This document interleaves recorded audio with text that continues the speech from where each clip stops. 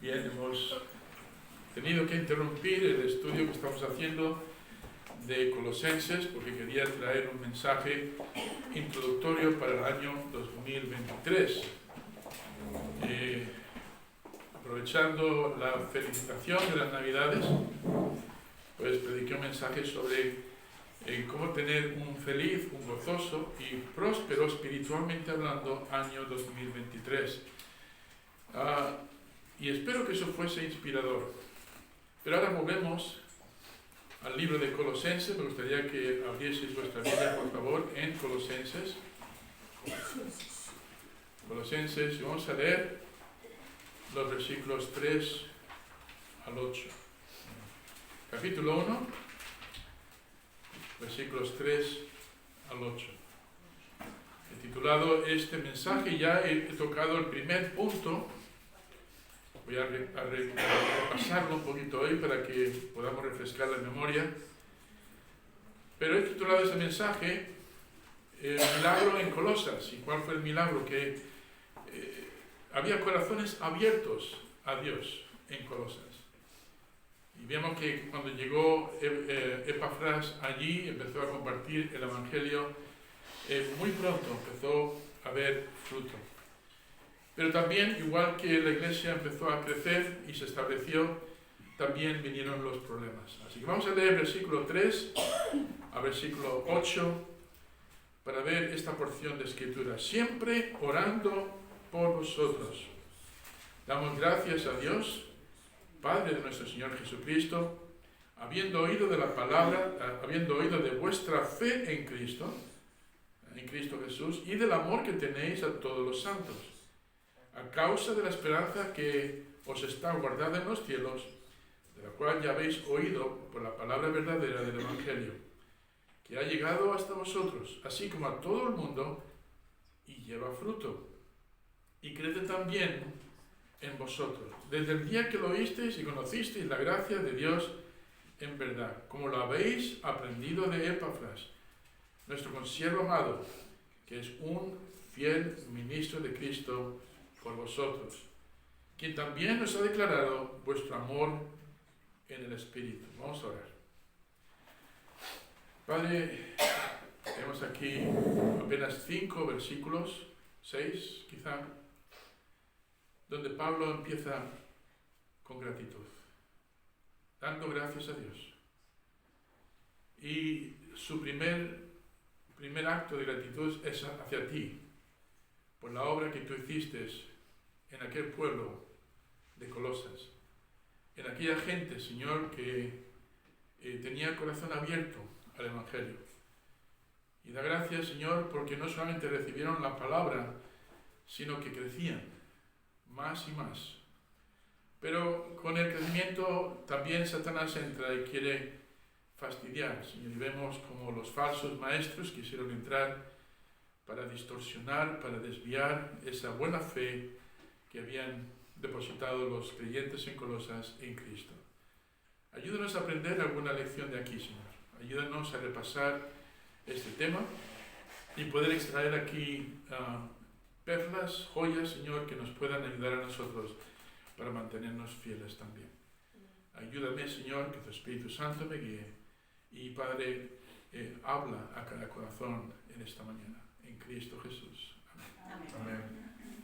Empieza el versículo con siempre orando por vosotros damos gracias. En el último mensaje os mostré que había 5 pasajes en este libro donde Pablo constantemente daba gracias. Uno lo vemos aquí, otro en el versículo 12, con gozo dando gracias al Padre que nos hizo aptos para participar de la herencia de los santos en luz. Entra en el capítulo 2, versículo 7, lo mismo, abrigados y solidificados en Él y confirmados en la fe, así como habéis sido enseñados, abundando en acciones de gracias. En capítulo 3, lo mismo. Dice, sed agradecidos, versículo 15 y versículo 17, dando gracias a Dios Padre por medio de Él. Y en el capítulo 4, ¿qué hace Pablo? Lo mismo. Perseverad en oración velando en ella con acción de gracias. Hermanos, si alguien tiene razones para ser agradecidos, somos los cristianos. Pablo expresa gratitud constantemente en cada uno de los capítulos. Y dice que abundemos en acciones de gracias, que seamos agradecidos y que seamos sensibles a las bendiciones que Dios está trayendo sobre nosotros. Me pregunto, hermanos, si lo estamos siendo. Y si cada vez que recibimos una bendición, la devolvemos al Señor en gratitud. Señor, gracias por estas bendiciones. Es bueno dar testimonio en la iglesia de las bendiciones que nos ha dado, hermano, pero debemos estar constantemente, día tras día, como hacía Pablo, abundando en acciones de gracias. Debemos ser agradecidos. A veces hay personas que no, cuando abren la boca, lo único que tienen son quejas. Pero creo que el cristiano, hermanos, tiene razones abundantes para ser agradecidos. Entonces, nada más entrar en el capítulo, vemos como Pablo presenta 4 etapas en la experiencia espiritual de los creyentes en Colosas. Vemos en los versículos 3 en adelante que primero oyeron el Evangelio. El Evangelio no era natural de Colosas, alguien tuvo que llevarlo. Y el que lo llevó fue un sencillo hombre con mucho amor por el Señor y con un celo ardiente en el corazón, con el deseo de querer compartir la buena nueva de salvación. Ayer, hablando con Carlos, le decía, ¿tú sabes lo que significa la palabra evangelio? Y dice, la he oído muchas veces, pero no sé lo que significa. Luego digo, viene de la palabra evangelos, ángelos, de ángel, y evangelos, la palabra compuesta es la buena noticia, la buena nueva. Digo, ¿quieres saber la buena noticia? Digo, sí, hoy en día no hay buenas noticias. Digo, primero te voy a dar la mala noticia. La mala noticia es que estás frito. ¿Y eso? Y le expliqué un poquito la situación.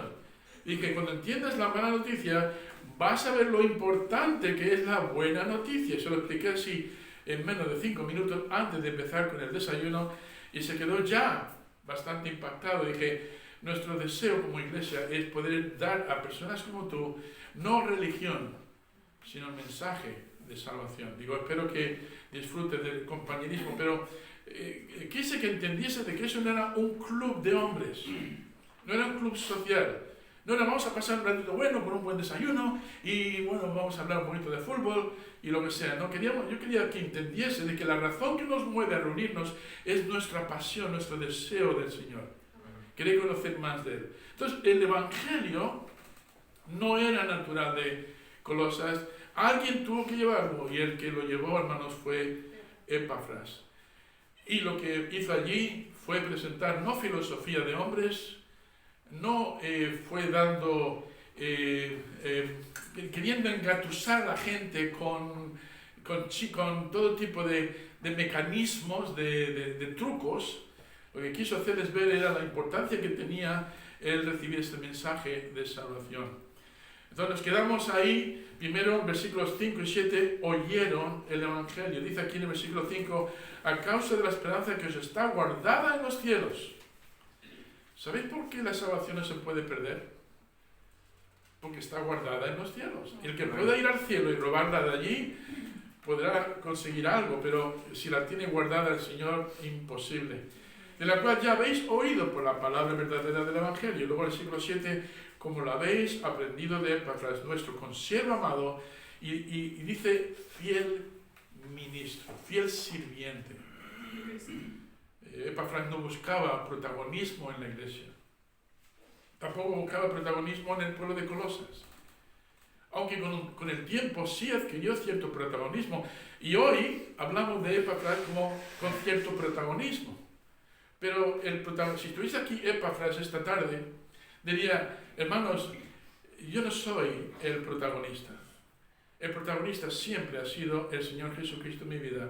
Y si veis algo en mí, espero que veáis a Cristo en mí y no a Epafras. Entonces el Evangelio tuvo que ser llevado y en este caso fue el mensajero fiel, fue Epafras. ¿Recuerda dónde Epafras recibió la instrucción, donde recibió el Evangelio? Si miráis en Hechos capítulo 19, vemos como Pablo dedicó un tiempo allí en el pueblo de Éfesas, la ciudad de Éfeso, y durante 2 años él estuvo instruyendo a los discípulos. En mi opinión, creo que fue allí donde Epafras recibió el mensaje de salvación y donde luego más tarde fue instruido. Y al llegar, al tener que decir, ¿y cómo puedo servir al Señor? Le dijo Pablo a Epafras lo mismo que el Señor Jesucristo le dijo a una persona que había sido librado de un demonio, ¿verdad? Vete a casa, predica el Evangelio a los que tienes cerca. No tienes que irte al otro lado del mundo para poder ser un misionero. Sé un misionero en casa, en tu barrio, en tu edificio. Empieza donde vives. Ahí en Marcos 5, 15 al 19, Señor, déjame que te siga, dijo este hombre que había sido librado de un demonio. Le dijo, no, ve a lo de tu familia y cuenta las cosas que el Señor ha hecho contigo. Le estaba diciendo, da testimonio de lo que te ha pasado. No tenemos que ser grandes teólogos para dar testimonio. Solo tienes que dar testimonio, explicar lo que el Señor ha hecho en tu vida. ¿Dónde estaba? ¿Dónde estoy ahora? Y la garantía que tengo de poder ir al cielo. Ese es mi testimonio. El Evangelio, las buenas noticias de que ahora tengo seguridad en Cristo. Y eso nos lleva al segundo punto, y quisiera dedicar unos 20 minutos en esto. Tomad nota ahora del siguiente punto. El Evangelio se centra ¿en quién? En una persona. En el momento que añadas cualquier otra cosa ahí, ya hemos quitado la solución. Se centra en el Señor Jesucristo. Quiero que veáis un cuadro muy interesante aquí. En el versículo 1 dice apóstol de Jesucristo. En el versículo 2 dice a los santos y fieles hermanos en Cristo. En el versículo 4 dice habiendo oído de vuestra fe en Cristo. Y en el versículo 7 dice que es fiel ministro de Cristo.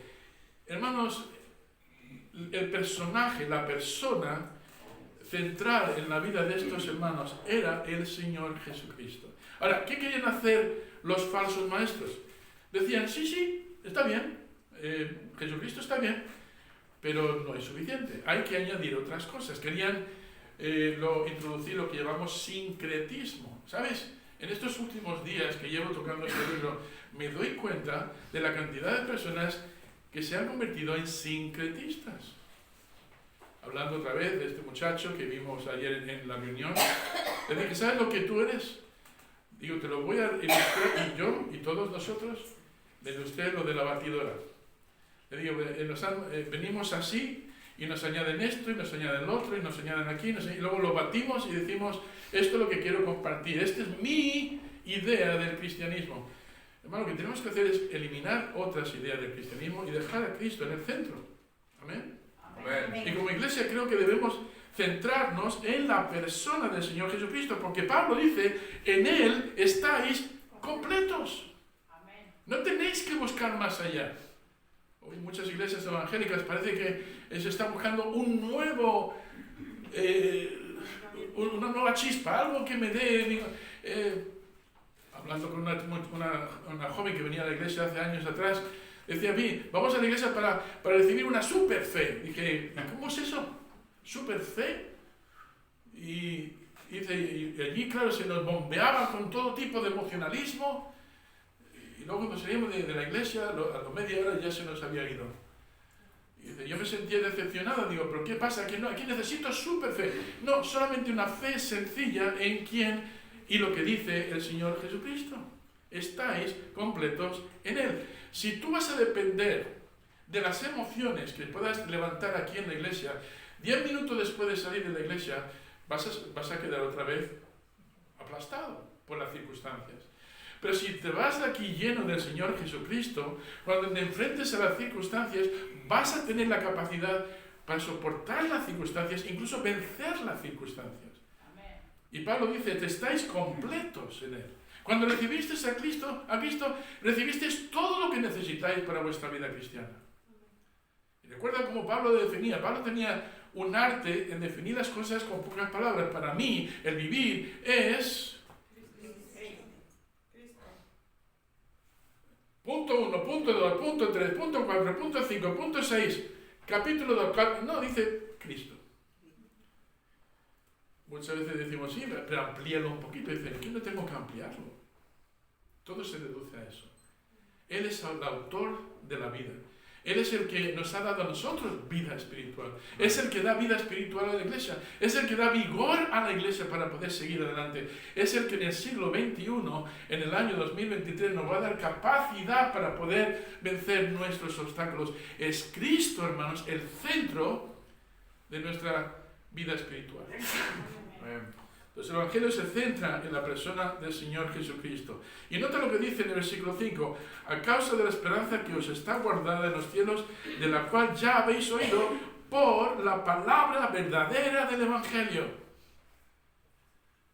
La palabra verdadera del Evangelio. Lo que está diciendo aquí Pablo es sencillamente que Cristo es preeminente en todas las cosas, pero también en el Evangelio. Capítulo 1, versículo 18, dice así: y Él es la cabeza del cuerpo que es la iglesia, el que es el principio, el primogénito de entre los muertos, para que en todo tenga la preeminencia, por cuanto agradó al Padre que en Él habitase toda la plenitud. Si vas a notar una cosa en el libro de Colosenses, que la palabra toda aparece constantemente, siempre relacionado con el Señor Jesucristo. Y creo que el Espíritu Santo se lo reveló así a Pablo y nos lo da así en la Escritura para que entendamos que Cristo es suficiente. No podemos añadirle más. La palabra verdadera, dice. Esto significa que vino de Dios y por lo tanto es confiable. La palabra es verdad, dice en Juan capítulo 17. Ahora, hay muchos mensajes e ideas que pueden llamarse verdaderos, pero solo la palabra de Dios puede llamarse la, en mayúsculas, verdad con V mayúscula. Satanás, ¿qué quiere hacer? Satanás quiere enturbiar la verdad, quiere añadir, quiere quitar, quiere hacer todo lo posible para enturbiar la verdad del Evangelio. En Juan 8:44 vemos la máscara, realmente la trampa del diablo. ¿Y quién es él verdaderamente? Dice, vosotros sois de vuestro padre el diablo, y los deseos de vuestro padre queréis hacer. Él ha sido homicida desde el principio y no ha permanecido en la verdad, no ha permanecido. Porque no hay verdad en él. Cuando habla mentira, de suyo habla, porque es mentiroso y padre de mentira. Jesús, hermanos, a diferencia del diablo, es la verdad personificada. Cuando el Señor te habla en la palabra, cree en lo que el Señor te dice. No pongas dudas a la palabra. Satanás querría poner dudas diciendo, sí, pero tú tienes que buscarte las mañas. Tú tienes que buscarte tus propios caminos. Eso está muy bien, tienes que conocerlo. Es importante conocer las doctrinas bíblicas, hermano Tim. Claro que es importante. Yo las voy a conocer todas, pero no, es importante creerlas. Y mejor, hay que vivirlas, ¿verdad? Es cuando entendemos, hermanos, el poder que viene de la palabra de Dios. Entonces, ahí Pablo acentúa la palabra de verdad.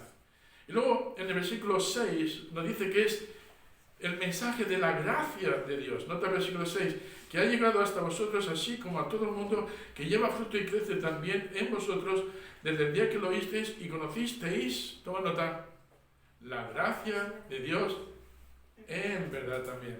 Incluye la palabra ahí también. Es la gracia de Dios en verdad. Gracia, hay que conocer la diferencia entre gracia y misericordia. Y hay que conocer también la diferencia entre justicia, gracia y misericordia. Más de una vez oigo a las personas decir, yo quiero justicia. Digo, pues que Dios empiece contigo. Justicia es recibir el castigo que merecemos por haber roto los mandamientos de Dios. Punto. ¿Quién sale libre? No hay justo ni en uno, no hay quien entienda, no hay quien busque a Dios. Esa es nuestra condición cuando venimos a Dios. Dios tiene que aplicar su justicia. Esto fue un mensaje para Carlos. Digo, ¿tú estás contento con la justicia de Dios para tu vida? Dije, si lo estás, prepárate porque hay consecuencias terribles. Dice, lo que yo creo que tú quieres es la buena noticia. Que Dios es un Dios de amor y de ese amor surge la gracia y la misericordia. Gracia es recibir el bien que no merecemos. Y misericordia es no recibir el castigo que merecemos. ¿Quién quiere justicia aquí? Levanta la mano. ¿Quién quiere misericordia? Cuando la gente entiende esto, está lista para extender su mano y decir, quiero la salvación gratuita de Dios. No me la merezco. Es gratuita. Es una dádiva de Dios. Y hermanos, por eso nosotros tenemos el mejor mensaje, el mejor regalo que podemos hacer a la gente. Hemos vivido las Navidades y muchos se han gastado más de lo que debían en regalos. Pero ¿quién ha pensado en el mejor regalo que podíamos dar? Hicimos un esfuerzo en imprimir unos tratados y hacer invitaciones y tuvimos buenos resultados, hubo un buen número de visitas. Pero me pregunto cuántas de esas visitas entendieron que el mejor regalo de la Navidad era el mismo Señor Jesucristo. Y aunque no lo hayan entendido, debemos seguir, hermanos, durante el resto del año, no solamente en Navidad, durante el resto del año, hablar a la gente de la gracia de Dios en verdad. Somos embajadores, hermanos, de este mensaje. Tenemos la tarea de llevar este tremendo mensaje de salvación a todo el mundo. Dejadme que os lea un extracto de un artículo que encontré muy interesante. No sé si habéis leído algo de un hombre llamado Juan Selden. Vivió entre el año 1584 y 1654. Era un reconocido historiador, era lo que llaman un polímatas. Poli, multitud, y matas, materias. Era un experto en múltiples ciencias.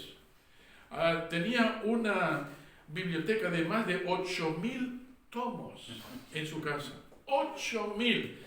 Y cuando le preguntaban si había leído alguno, dijo, no, los he leído todos. Esto no es una colección para ver, de decoración. Muchas veces a nosotros nos gusta tener una librería llena de libros que nunca hemos leído. No, este hombre, cada libro que ponía en la estantería era un libro que había leído.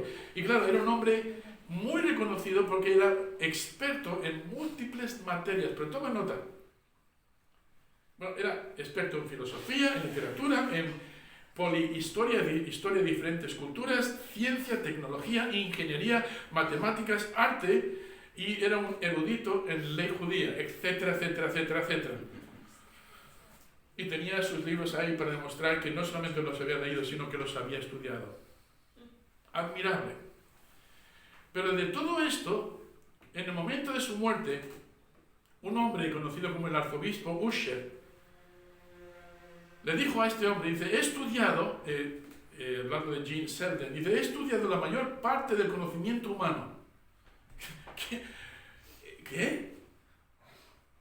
¿Me quieres decir que no has malgastado un momento en tu vida, sino que te lo has dedicado a estudiar todas las áreas del conocimiento humano?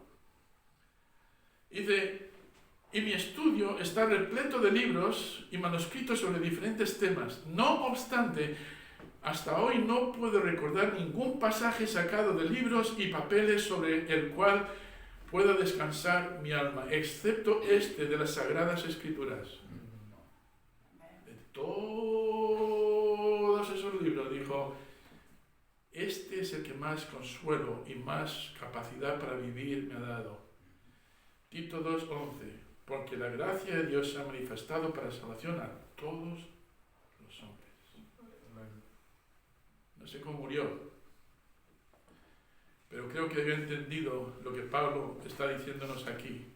Es el mensaje de la gracia de Dios. Es la palabra de verdad, es el mensaje de la gracia. Y toma nota ahora del versículo 6, ¿para quién es?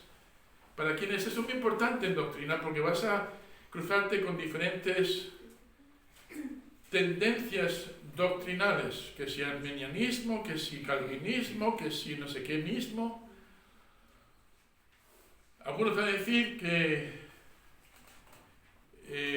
la gracia es solamente para cierto selecto grupo de personas elegidas.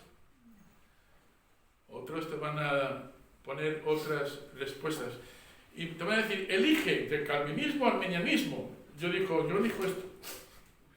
¿Para qué redefinir la Biblia con ismos? Dice en el capítulo 6:1, porque ha llegado hasta vosotros así como a todo el mundo, y lleva fruto y crece también en vosotros desde el día que lo oísteis y conocisteis la gracia en verdad. ¿Para quién es el mensaje de gracia? Para todo el mundo. De tal manera amó Dios al mundo que ha dado, todos repetirme, para que todo aquel que en él crea no se pierda, mas tenga vida eterna. Y si queréis más munición, segunda de Pedro 3:9, el Señor no retarda su promesa, según algunos la tienen por tardanza, sino que es paciente para con nosotros, no queriendo que algunos, dice, no queriendo que ninguno perezca, sino que todos. A Pedro también le gustaba la palabra todos, ¿verdad? Todos procedan al arrepentimiento. Ahora, ¿significa eso que todo el mundo va a ser salvo? No, solo los que echan mano de esa salvación. Es capaz de salvar a todo el mundo. Tiene la capacidad, pero solo es eficaz para aquellos que extienden su mano de fe y la reciben con humildad, diciendo, Señor, no soy merecedor de nada, soy solo un deudor. Soy pecador. Amén. Y por lo tanto vengo a ti, Señor, y te pido que por favor, por pura gracia, no por justicia, porque la justicia me mata, pero la gracia de Dios me da vida. Es un regalo apropiado. Termino con esta otra ilustración. En la Navidad a todos nos gusta comprar algo para alguien amado. Yo tengo un problema enorme con Maritza. Si le digo, Maritza, me gustaría comprarte algo, pero algo que necesite, dice, ya lo tengo todo. Hubo una época cuando le gustaban los Snoopys, entonces yo compraba un muñeco de Snoopy, ya tenía el regalo.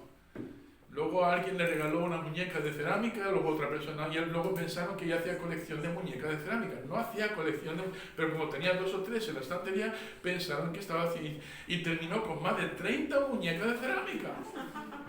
Y yo decía, cariño, ya sé lo que voy a comprarte para tu cumpleaños o para Navidad. Una muñeca de cerámica. Dice, yo no quiero muñeca de cerámica. Y entonces esto dice, las circunstancias. Digo, pero entonces una joya o algo de oro, ¿no? Y yo, no me gusta el oro. Un problema tremendo con Maritza. Es muy difícil comprar algo. Porque si la preguntas te va a decir, no tengo necesidad de nada. Y encima te tengo a ti. No dices eso. Es un problema. Pero si tuvieras que comprar un regalo que a todo el mundo satisface, o que todo el mundo necesita, ¿cuál sería? Bueno, algunos dirían libros. Si le vas a dar un libro a mano a Tim, seguro que está encantado, porque le encantan los libros. Pero no todo el mundo le gustan los libros, no todo el mundo le gusta leer. Entonces, algunos sí, a otros no. Alimento. Hermano Luke diría, fenomenal. Y si es cordero, hermano Antonio, ya sería... Pero hay mucha gente diferente que le gustan distintas comidas. Dirías, pollo. Antonio, le vamos a ofrecer pollo. Antonio no come pollo. Si algún día le vas a invitar a comer, no le pongas pollo. Te voy a explicar por qué. Dirás, pues ropa. Bueno, hay diferentes climas, diferentes gustos, y lo que a uno le gusta, a otro no. Dirás, dinero. Bueno, hay algunas culturas que no utilizan el dinero. Así que alguien llegó a la conclusión. ¿Qué es lo que todo el mundo, sin excepción, necesita? ¿Sabes lo que necesita? La buena nueva. El Evangelio. Necesitan el don de la vida eterna. Es el regalo apropiado para todo el mundo. Amén. Y es cuando lo has experimentado en tu propia vida que dices, por fin, ese hueco, esa aspiradora que tenía en el corazón ha sido llenada. Lo intenté llenar con amigos, lo intenté llenar con familia, lo intenté llenar con una casa en el campo, un coche mejor, lo intenté llenar con mejor ropa, y siempre al final del día era, me siento que me falta algo. Yo lo probé hasta los 24 años intentando llenarlo con todo tipo de cosas y no encontré satisfacción hasta que recibí a Cristo como mi Salvador. Y luego dice Pablo, para terminar, que da fruto en todo el mundo, versículo 6 otra vez, que ha llegado hasta vosotros así como a todo el mundo y lleva fruto y crece también en vosotros. No solamente lo recibimos, hermanos, sino que sigue creciendo y creciendo y creciendo. Y si lo empalmas con el capítulo 1, versículo 23, dice así: si en verdad permanecéis fundados y firmes en la fe y sin moveros de la esperanza del Evangelio que habéis oído, el cual se predica en toda la creación que está debajo del cielo, del cual yo, Pablo, fui hecho ministro. Pablo está relamiéndose de gozo, diciendo: yo he recibido el mayor privilegio que el hombre puede recibir. Es un privilegio que a veces trae sufrimiento. Es curioso, déjame que haga aquí un paréntesis. Cuando Cristo estaba en la cruz, ¿sabe cómo miraba al futuro? Estaba sufriendo con dolor, ¿verdad? Pero dice que él miraba al futuro con gozo en la cruz. ¿Cómo se puede estar en una situación así, de agonía, y tener una mirada gozosa de lo que va a producir lo que él está haciendo en la cruz? Porque miraba al hermano Héctor diciendo: por esta razón estoy aquí. Porque miraba a la hermana Egli y decía: por esta razón. Porque miraba a John y decía: por esta razón estoy aquí. Porque miraba al hermano Francisco, a la hermana Silvia, a la hermana María Inés, miraba a cada uno de nosotros y miraba y decía: por esta razón estoy aquí. Porque ellos van a poder encontrar salvación en mi sacrificio. El fruto de mi sacrificio va a ser que miles o millones de personas puedan recibir el don de la salvación. Y Pablo dice: y yo soy partícipe de esto. Yo tengo que llenar lo que falta a las aflicciones de Cristo. ¿Va a ser doloroso? Puede que sí. Puede que represente la cárcel. Puede que represente que te apedreen por ello. Puede que represente que padezcas hambre por ello. Pero Pablo decía: para mí el vivir es Cristo y el morir es ganancia. Y en todo soy enseñado para tener hambre, para tener abundancia. Todo lo puedo en Cristo que me fortalece. Cristo para mí es la respuesta. Y si voy a hacer algo con mi vida, Pablo dice, va a ser proclamar el mensaje de salvación a todo el mundo. No me extraña que cuando Pablo recibe la noticia de Epafras, llega un día, han pasado 5 años, la última vez que vio a Epafras fue en Éfeso, se marchó, quizás recibió noticias o no, pero ahora recibe a Epafras en la cárcel, en su arresto domiciliario. Epafras, ¡qué alegría! Hace tantos años. ¿Qué es de tu vida? Ay, Pablo, ¿tienes tiempo? Mira en qué condiciones estoy. Claro que tengo tiempo. Tengo todo el tiempo del mundo. Habla. Pues mira, ¿te acuerdas cuando me marché de allí y empecé a explicarle? Digo, cuando llegué allí a Colosas, empecé a compartir, seguí tu ejemplo, seguí compartiendo el mensaje y les enseñé todo lo que tú me enseñaste. Y todavía les falta porque necesitan más, Pablo, y ahora hay muchos problemas en la iglesia. Pero Pablo, mira lo que ha pasado allí. El mensaje de verdad entró en el corazón de ellos y crece. Y fíjate el testimonio tan grande que están dando, que ya ahora mismo ellos están compartiendo el mensaje y se está extendiendo más allá de Colosas. Y Pablo allí está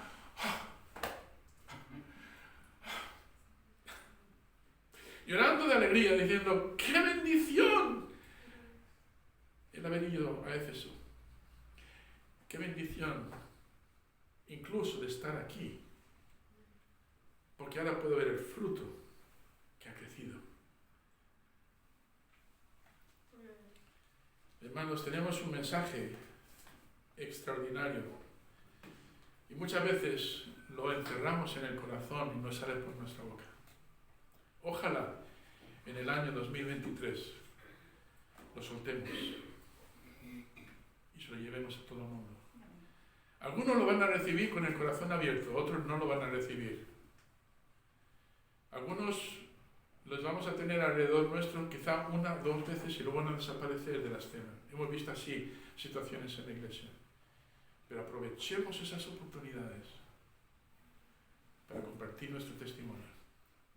Y si podemos elaborarlo mejor, ampliarlo, explicar cómo funciona.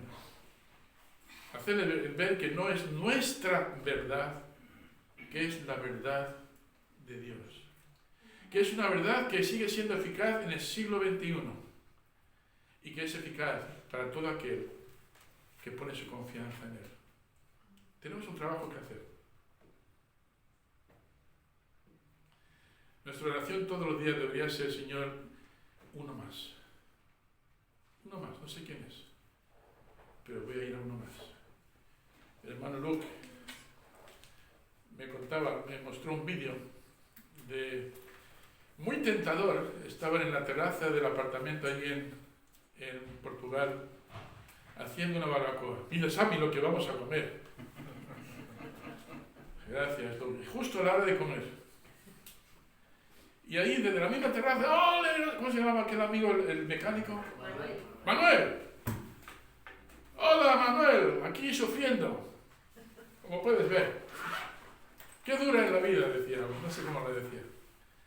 Pero lo decía, tengo que bajar a Manuel y darle y por alguna razón eso yo me ha puesto aquí. Pues ¿sabes lo que hizo? Le llevó un trozo de barbacoa y el mensaje del Evangelio. A ver. Y es así, hermano. En la sencillez del día a día, en la tarea que tengamos, la mejor manera que puedes compartir el Evangelio no es elaborándolo de forma teológica, sino es viviéndolo en cada momento de una forma natural. Si yo lo llamo estilo de vida evangelístico, tu vida se convierte en un mensaje. Vamos a ponernos de pie y vamos a tener una palabra de oración. Señor y Padre Celestial, te damos gracias por esos extractos que hemos podido ver del libro de Colosenses. Tenemos algo glorioso en nuestras manos y nos has dado la responsabilidad de ir y compartir este mensaje a otras personas. Muchas veces, Señor, estamos tan atados por las tareas cotidianas que pasan semanas, pasan meses y ni siquiera hemos repartido ni siquiera un tratado evangelístico. Señor, necesitamos que tú nos desates. Necesitamos que tú entres con tus tijeras de podador y cortes esas ramas muertas que no están dando fruto. Que despejes esas áreas aglomeradas, Señor, en nuestra vida, para que la luz del Evangelio, la luz de tu palabra pueda entrar, para que el Espíritu Santo pueda introducir ahí una nueva savia, un nuevo poder. Ayúdanos, Señor, para que en este año podamos eliminar cualquier distracción y podamos convertirnos en un conducto de ti. Que podamos como pámpanos estar bien ligados a la vid y como resultado podamos ver un precioso fruto. No somos nosotros el que da fruto, es cuando estamos conectados a ti que el fruto se produce. Así que, Señor, ayúdanos a mantenernos bien dependientes, bien conectados a ti, creyendo este mensaje, viviendo este mensaje, compartiendo este mensaje. En Cristo Jesús. Amén. Amén.